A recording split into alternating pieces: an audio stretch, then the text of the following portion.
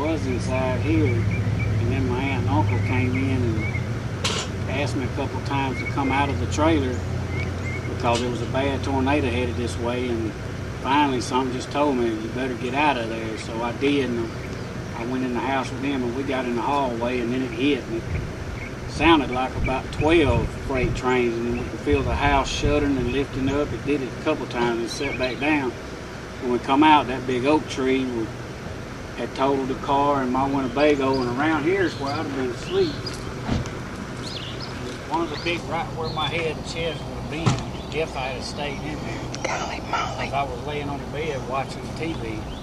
My aunt, she had asked me a couple of times not to stay in the camper because it was a bad storm on the way, tornado. And she said that James Spann said it was headed our way. So when I went in there, they was watching TV, and it showed a picture of the football stadium, and a big tornado headed right toward it, and then the TV went off, and then it was here. Where it sits now, it was stretched as far as the chain was stretched, turned completely around, and never left the kickstand. But because I keep it chained to that center post, yeah, and it was sitting over here, turned completely around, but still on the kickstand. But you see who I keep on the front windshield, don't you? All of that. Just little bitty trinket things come off that I put back on it. But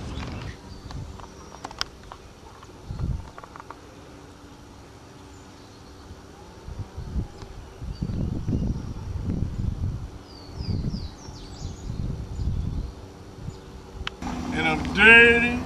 Well, I'm dusty. yeah, but you're okay. I'm blessed. Okay. Yeah. Tell me what happened. Oh, no morning that it came away from better way. Can you see me? The day of the storm that I had just got off work from the university about 2 o'clock. I had to take my girlfriend to work, and so she had to be there at 3:30. And I made it back home, and I was watching James Spann on the television. And James Spann said, take cover. And I looked out my bedroom window. I seen this big old dark cloud just coming from that way, coming towards the bedroom window. And I got a comfort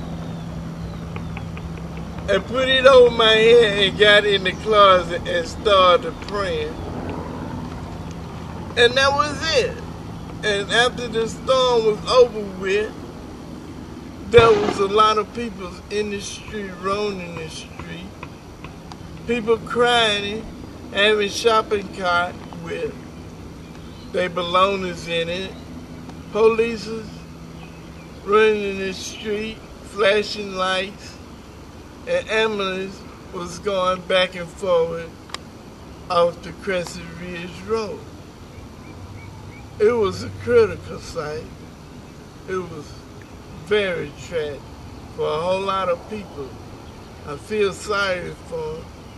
And I thank God for sparing my life. I really don't know how I was able to be one as a survivor, but I was, and I thank God.